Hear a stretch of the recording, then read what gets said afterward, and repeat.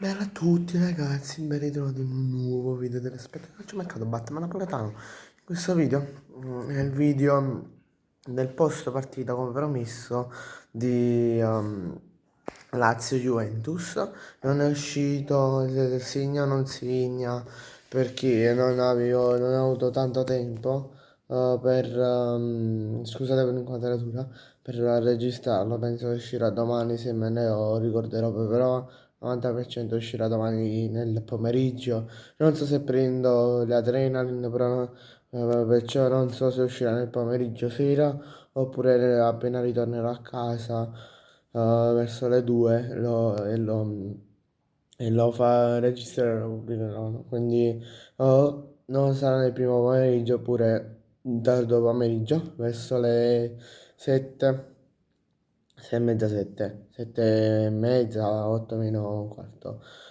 Possiamo dire Juventus scandalosa, molto scandalosa, ma la classe arbitra, voglio gli arbitri fanno proprio schifo qua in Italia. Non vedo l'ora di che cambino, che nasce una nuova generazione di arbitri. C'è nato un po', no? Voglio per farvi capire.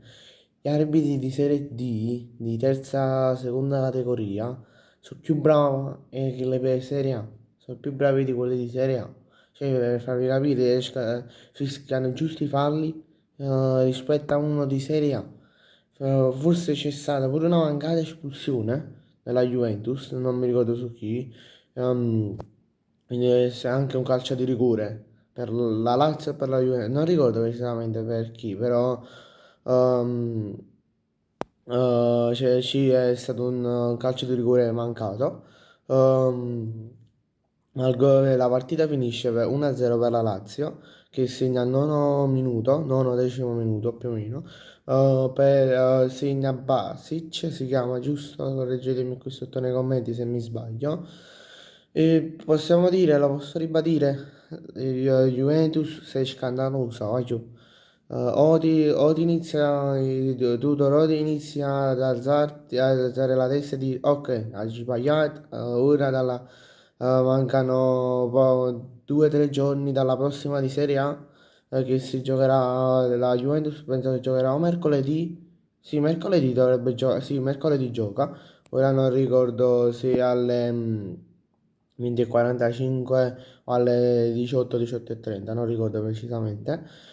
Però Tudor, secondo me Tudor, dategli tempo, altre 2 o 3 sconfitte che fa.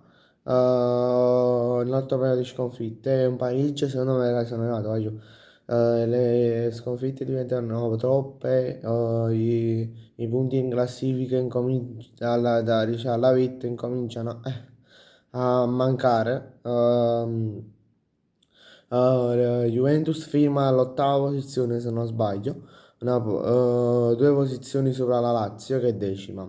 Bene ragazzi, grazie a tutti per la visione, ci vediamo in un prossimo video, nel video di domani, questo qua è l'ultimo video che farò uscire.